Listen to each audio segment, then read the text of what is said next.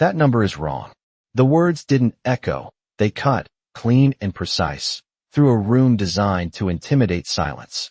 40 floors above Manhattan, inside a glass-walled conference room overlooking a skyline built on ambition, no one was supposed to interrupt Ethan Cole. Not here. Not now. Not during a $300 million deal. The investors sat in a perfect arc, tailored suits, quiet confidence, eyes locked on the screen where numbers glowed in soft blue light. Growth projections. Risk models. A future already sold. Ethan stood at the head of the table, sleeves crisp, voice steady. The kind of man who didn't just lead rooms, he owned them. As you can see, he said, tapping the screen with controlled precision, we're looking at a 12.8% margin within 18 months. Heads nodded. Pens moved. One investor leaned forward slightly, already halfway to agreement. It was smooth. Too smooth. And then, barely noticed at first, movement along the edge of the room. A tray. A quiet step. Naomi Brooks moved between chairs like she didn't belong in the story at all. Black uniform. Hair pulled back. Eyes lowered just enough to stay invisible. She wasn't part of the deal. She wasn't part of anything that mattered in that room. At least, that's what everyone believed. But Naomi wasn't looking at the skyline. She wasn't looking at the suits or the watches or the confidence wrapped in money. She was looking at the numbers. And something didn't sit right. Not loud. Not obvious. Just wrong. A decimal placed where it shouldn't be. A growth curve bending in a way reality never would. The kind of mistake that doesn't scream, it whispers. And only the right mind hears it. She paused for half a second longer than she should have. That half second felt heavy. Years of being overlooked pressed into it. Just a waitress. Every glance that passed through her like she wasn't there. Stay quiet, a voice inside her said. Keep moving. This isn't your place. But another voice, quieter, sharper, cut through it. If he signs that, it collapses. Her grip tightened slightly on the tray. The room moved forward without her. Ethan clicked to the next slide. This positions us ahead of every competitor in the sector. Confidence, measured and absolute. One investor nodded again, slower this time, already convinced. Naomi took one step forward, then stopped. The room was seconds away from sealing something none of them fully understood. And she did. Not because she was supposed to, but because she had spent years studying what people like them assumed she never could. Her breath steadied. The tray lowered slightly. And before permission could catch up with courage, she spoke. That number is wrong. Silence didn't fall. It snapped. Heads turned. Not fast, but sharp. Confused. Offended. Curious. Ethan didn't react immediately. He just looked at her, eyes narrowing slightly, recalibrating the room he thought he controlled. For the first time since the meeting began, something shifted. Not in the numbers. Not in the deal. In him. Because the one voice that wasn't supposed to matter had just stopped everything. No one moved, but everything changed. The air tightened, like the room itself was holding its breath, waiting to see who would break first. Ethan Cole's gaze stayed on Naomi, steady, controlled, but no longer dismissive. He did not raise his voice. He did not need to. Excuse me, he said, calm enough to sound polite, sharp enough to cut through any illusion of safety. A few investors shifted in their seats. One of them leaned back, arms crossing slowly, the kind of movement that said this was no longer just a meeting. This was a test. Naomi did not step back. She did not look around for support. There was none. Her world had narrowed to a single screen, a single equation, and the quiet certainty that it was wrong. The margin projection, she said, her voice even, measured, not louder than necessary. It assumes a compounding rate that does not match the base model. A pause. Not long.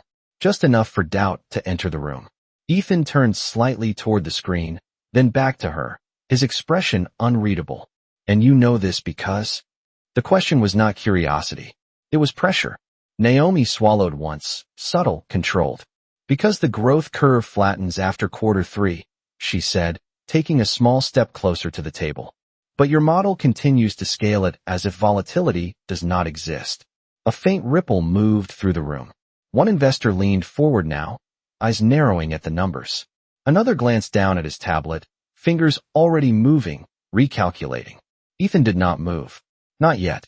You are interrupting a live negotiation, he said, still calm, but the edge was clearer now. I hope you understand. That. Naomi nodded once. Yes, sir. She placed the tray gently on the edge of the table, the soft clink of glass louder than it should have been. Then she looked directly at the screen, not at him. If you adjust the rate by even 2%, she continued, your projected return drops below 9, and the risk exposure doubles within 12 months. Silence again, this time heavier. Not confusion. Calculation. One of the investors spoke, quiet but urgent. Can you pull that up? He asked, not to Naomi, but to Ethan's analyst sitting near the end of the table. The analyst hesitated, then began typing quickly, eyes flicking between the model and the numbers Naomi had just spoken. Ethan watched him. Then, slowly, he looked back at Naomi. Not as a distraction, not as staff, as a variable he had not accounted for. The screen updated. Numbers shifted. The clean curve bent. Not dramatically, just enough. Enough to matter. Enough to change everything. A low murmur spread across the room. Not loud, but undeniable. The kind of sound that meant certainty was slipping. Ethan stepped closer to the screen now, eyes scanning, mind recalculating in real time. His jaw tightened slightly. Not anger. Recognition. He reached for the remote, paused, then lowered it again. Run it again, he said quietly. The analyst did. Same result. The room felt different now. Not controlled. Not predictable. One of the investors leaned back, exhaling slowly. We would have missed that, he said under his breath. Not to anyone in particular. Just truth. Ethan turned fully toward Naomi. For a moment, neither of them spoke. The skyline behind him stretched wide and indifferent, but inside that room, the balance had shifted. Not loudly, not dramatically, just enough to be undeniable. He studied her, not her uniform, not the tray, but the precision in her words, the confidence she did not perform, the silence she did not fill. And then, quietly, almost to himself, he said, walk me through it. Naomi did not rush. She stepped closer to the screen with the same quiet precision she had used to move through the room minutes earlier, but now every eye followed her. Not because of who she was, but because of what she had just done. She reached for the stylus resting near the display, hesitated for a fraction of a second, then picked it up. Her hand was steady. Your model starts here, she said, pointing to the base assumption near the bottom of the graph. 12.8% growth, compounded quarterly. Her voice was calm, not trying to impress, not trying to defend, just clear. But this input, she tapped lightly again, is based on a fixed demand curve. She drew a small line, adjusting the slope. The market does not behave like that after saturation begins. One of the investors leaned forward further now, elbows on the table, completely locked in. The analyst who had been running the numbers stopped typing and simply watched. Naomi continued, not faster, not slower. If you introduce realistic volatility, she said, adjusting another point. Even conservatively, the curve shifts here. The line dipped. Not dramatically, but enough to break the illusion of perfection. That affects your margin, she added, moving to the next section, which means your projected return is overstated. Ethan stepped closer, now standing just a few feet away from her. Not interrupting, not correcting, watching. Naomi did not look at him. She stayed with the numbers. And this is where it compounds, she said, circling a section near the top. Because the error is small at first. It looks harmless. But over 12 months, she paused, then finished the adjustment. The final number appeared. Lower. Noticeably lower. The room absorbed it in silence. One investor let out a quiet breath. Another shook his head once, almost in disbelief. That is a difference of over $90 million, Naomi said, placing the stylus down gently. No emphasis. No drama. Just fact. The analyst finally spoke, his voice uncertain. That aligns with the recalculation. Ethan did not respond immediately. He was still looking at the screen, but not just at the numbers. At the path that led there. At the assumption he had not questioned. At the precision of someone who was never supposed to be part of this conversation. Slowly, he turned his head toward Naomi. Where did you learn to see that? He asked. It was not a challenge. It was something else now. Naomi hesitated. Not out of fear, but because the answer did not fit the room. I studied applied mathematics, she said. 2 years. A small pause. Before I had to leave. No one asked why. They did not need to. The answer was already written in the uniform, in the tray still resting at the edge of the table, in the space she had been standing in just minutes ago. Ethan nodded once, absorbing more than just the words. Then he looked back at the investors, then at the screen, then finally at her again. The room was no longer waiting for him to lead. It was waiting for him to decide. And for the first time that morning, Ethan Cole did not speak immediately. He recalculated. Not the numbers. The room. The moment. And the person standing in front of him, who had just changed both. The silence did not break all at once. It shifted, slowly, like something heavy being moved just out of sight. One of the investors straightened in his chair, adjusting his cuff as if resetting his posture could reset the moment. Another closed his tablet halfway, no longer typing, no longer pretending this was routine. Ethan Cole finally stepped back from the screen, his expression controlled, but no longer untouched. He looked at the numbers again, then at Naomi, then at the room that had once followed him without question. "We are going to pause here," he said, his voice calm, but final. No one argued. No one needed to. The deal that had felt inevitable just minutes ago now sat in uncertainty, balanced on a correction no one else had seen. The lead investor nodded slowly. "That would be wise," he said. "Not approval. Not disapproval. Just recognition." Ethan turned slightly toward the analyst. "Save the revised model," he said. Then, after a brief pause, "and flag every assumption tied to that projection." The analyst nodded quickly, already moving. Control was returning, but not in the same way. Not absolute. Not unquestioned. Ethan then looked back at Naomi, fully this time. Not past her. Not through her. At her. "What is your name?" he asked. "Naomi Brooks," she answered. Simple. Direct. No hesitation. He repeated it once under his breath, as if placing it somewhere intentional. Around them, the room remained still, but the energy had changed. The investors were no longer watching a presentation. They were watching a decision unfold. Ethan walked a few steps toward the head of the table, then stopped.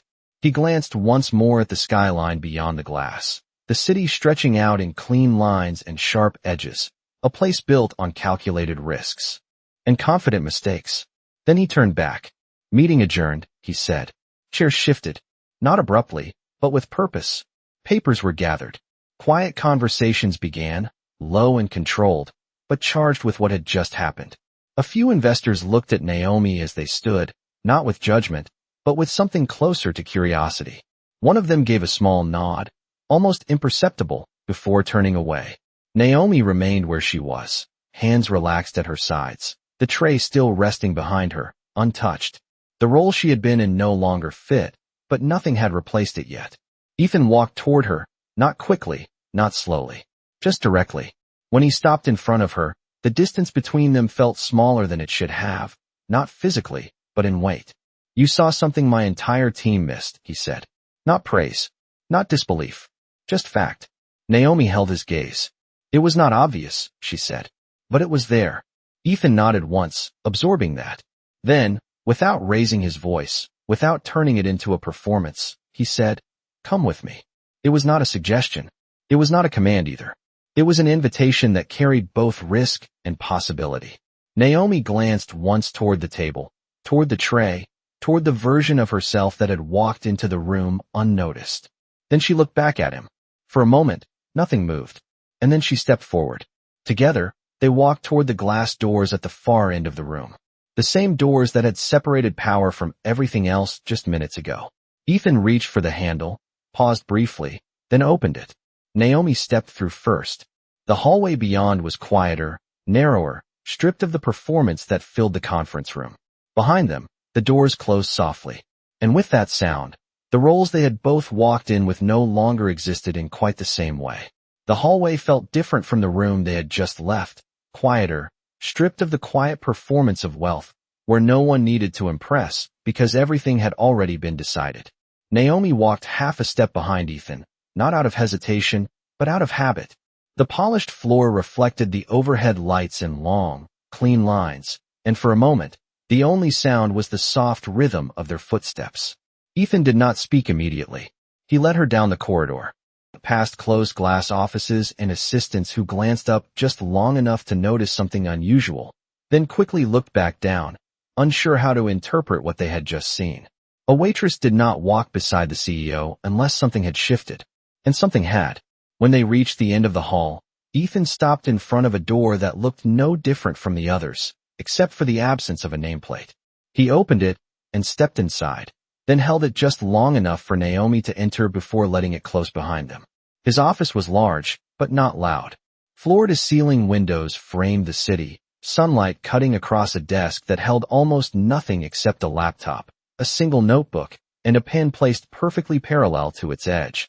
It was not a space designed to impress. It was designed to think. Naomi stood just inside the door, taking in the room without turning her head too much, careful not to look like she was searching for something. Ethan walked past her and set the remote down on his desk, then turned to face her fully. For a moment, neither of them spoke.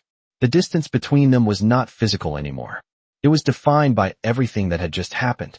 "You said you studied applied mathematics," he began, his tone even, but more measured now. "Where?" Naomi hesitated for the first time since she had spoken in the conference room. Not because she did not know the answer, but because the answer carried weight she had learned not to explain. "Columbia," she said. One word. "Enough." Ethan's eyes shifted slightly, recalibrating again. "And you left after 2 years." It was not a question. Naomi nodded. "Yes." Another pause. Not uncomfortable. Just real.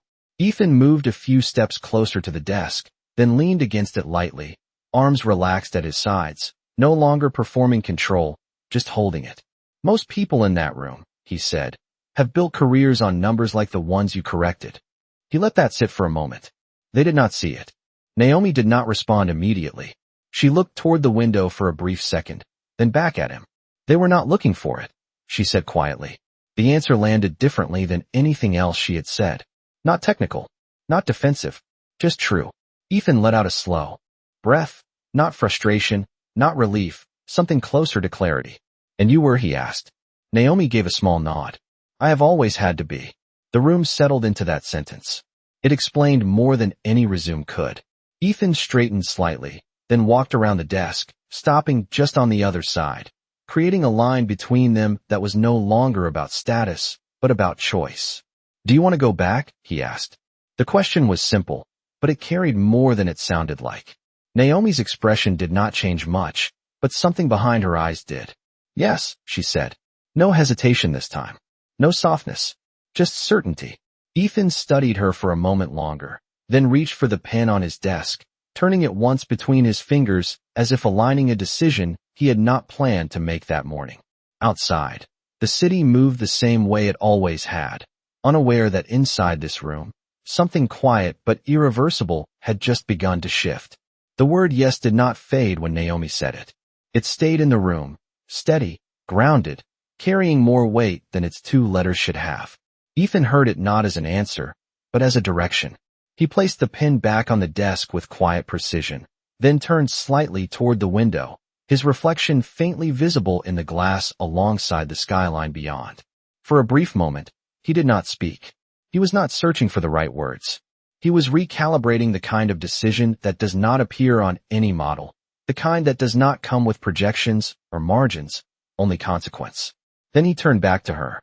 "If you go back," he said, measured, deliberate, "you do it differently this time." Naomi did not interrupt. She understood instinctively that this was not a suggestion. It was a shift.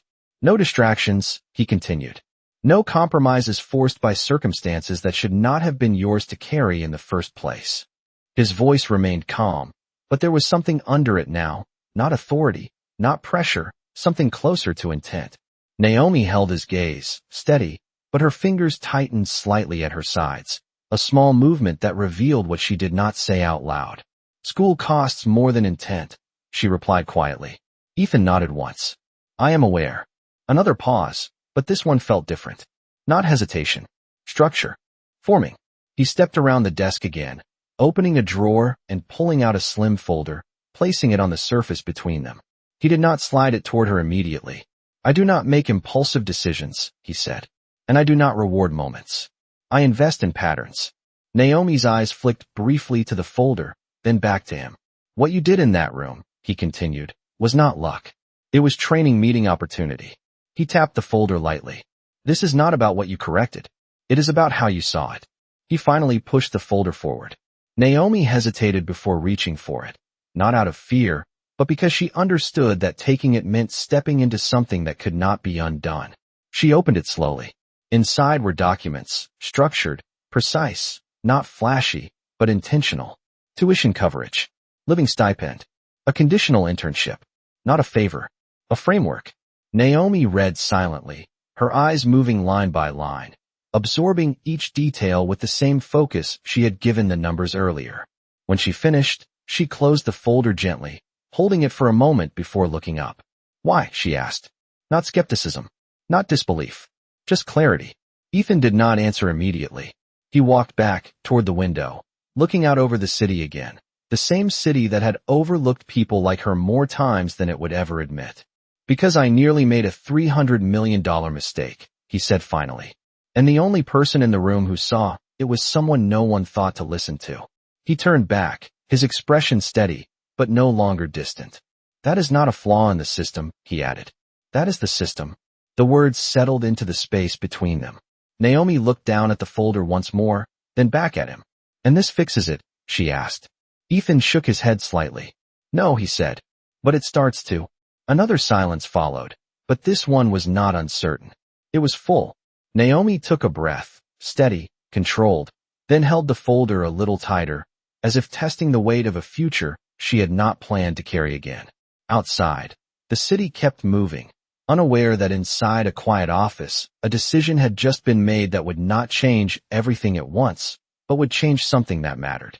Naomi did not answer right away. The folder rested in her hands, not heavy, but significant in a way that numbers never were. She had spent years calculating outcomes, measuring risks, adjusting expectations, but this was not something she could solve with a formula. This was a decision that required something else. She looked down again, scanning the pages once more, not because she had missed anything, but because she needed to be sure this was real. Tuition, covered. Housing, covered. A structured path back into a world she had stepped out of, not by choice, but by necessity. And beneath it all, one line that stood out more than the rest. Conditional placement. Not guaranteed. Earned. Her eyes paused there. That part made sense to her. When she finally looked up, her expression had not changed much, but there was a quiet shift behind it. Not doubt. Not fear. Alignment.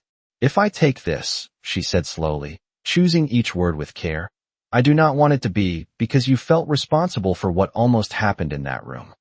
Ethan did not interrupt. I want it to be because you believe I belong in the room before it happens, she finished. The words settled evenly between them. No challenge. No hesitation. Just a line drawn clearly. Ethan watched her for a moment, then gave a small nod. Not approval. Agreement. Good, he said. Because I do not invest in people I feel sorry for. He stepped away from the window again, closing the distance slightly, but not crossing it. I invest in people who change outcomes. Naomi held his gaze. Then you understand this is not a favor, she said. Ethan's expression remained steady. No, he replied. It is not. Another pause, but this one carried something new. Respect, not declared, but recognized. Naomi let out a slow breath, not relief, not tension, something in between.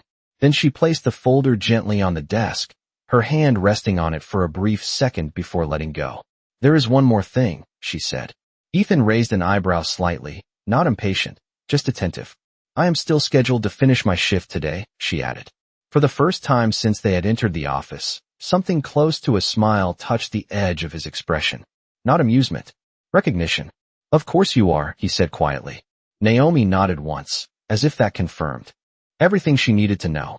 She turned slightly toward the door, then paused, looking back at him one more time. I will read everything again tonight, she said. And I will give you an answer tomorrow. Ethan inclined his head. Take your time, he replied. But do not take too long. Naomi gave a small nod in return, then reached for the door, opening it with the same controlled movement she had used when she entered. The hallway outside was unchanged, the same quiet rhythm, the same passing glances, but she was not the same person walking back into it. Behind her, Ethan remained where he was, standing in the center of a decision that had started with a single correction and now extended far beyond it. Naomi walked down the corridor, the sound of her steps steady, grounded, each one carrying something new. Not certainty, Not yet, but direction. And sometimes, that was enough to change everything. The tray felt different in her hands when Naomi stepped back onto the floor. Not heavier, not lighter, just different. The same polished glasses, the same careful balance, the same quiet rhythm of service, but something had shifted beneath it all. The dining area was still alive with conversation, low voices layered over soft music, the kind of controlled environment where nothing unexpected was supposed to happen. And yet, just minutes ago, everything had. Naomi moved between tables with the same precision as before, placing a glass here, adjusting a setting there, her expression calm, composed, unreadable. But now, a few eyes lingered a fraction longer than they used to. Not everyone had been in the conference room, but word moved quickly in places like this. It always did. A server near the bar glanced at her, then quickly looked away. Another paused mid-step, as if about to ask something, then decided against it. Naomi did not engage. She did not slow down. She did not speed up. She simply worked. Because that was what she had always done. Work quietly. Observe everything.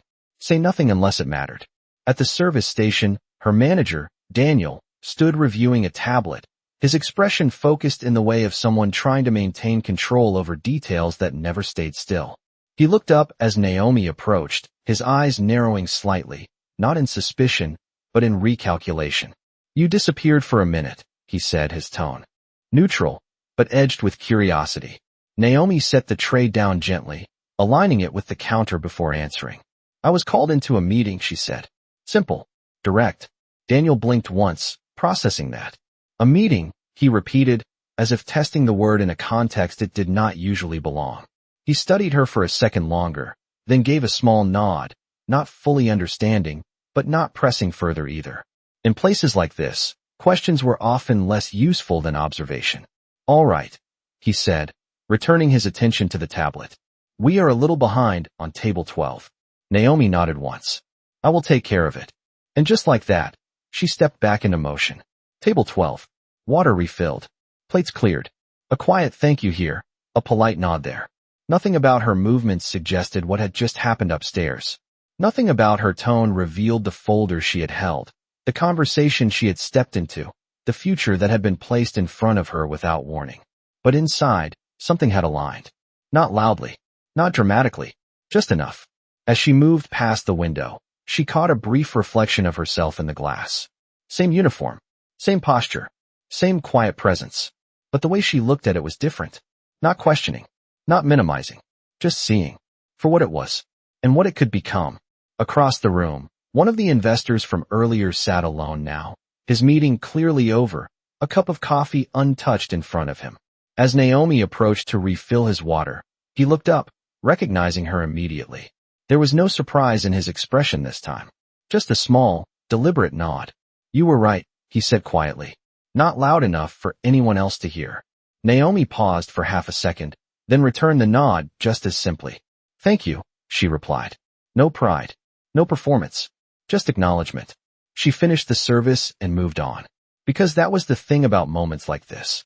They did not announce themselves. They did not pause the world. They slipped into it, quietly, changing direction without asking permission. And Naomi understood something now that she had always felt, but never named. Being unseen had taught her how to see. And once you learned that, you did not unlearn it. You used it. Carefully. Intentionally. At the right moment. And when the moment came again, she would not hesitate. The shift ended the way it always did. Quietly. No applause. No announcement. Just the soft dimming of lights, the final tables cleared, the last receipt signed, and the slow return of the room to stillness. Naomi stood at the service station, folding her apron with careful precision, the same way she had done every night before. Except tonight, her hands paused just slightly longer at the final fold. Not because she was tired, because she was thinking. The folder was waiting for her. Not on a desk, not in a boardroom, but in her mind, every line of it replaying with the same clarity as the numbers she had corrected. Tuition, structure, opportunity, risk, always risk. Daniel passed by, offering a brief nod as he checked off the last items on his tablet. Good work tonight, he said, casual, routine. Naomi nodded back. Thank you. The words were the same as always. But something behind them was not. She stepped out through the employee exit a few minutes later, the city air cooler now, carrying the low hum of traffic and distant conversation. Manhattan did not slow down for anyone. It never had. Yellow cabs moved in steady lines. Streetlights reflected off glass and steel. People walked past each other without looking twice. The world remained exactly as it was. And yet, Naomi felt it differently. She walked a few blocks before stopping at a corner, waiting for the light to change. Above her, the buildings stretched high into the night, windows glowing with lives she did not know, decisions she would never see. For years, she had looked at places like that from the outside, calculating distance, measuring what it would take to belong. Tonight, the distance felt smaller, not gone, but closer. The light changed. She crossed the street, her steps steady, unhurried. When she reached her apartment, she did not turn on the television. She did not check her phone. She went straight to the small table near the window and sat down. The room was simple, clean, everything in its place.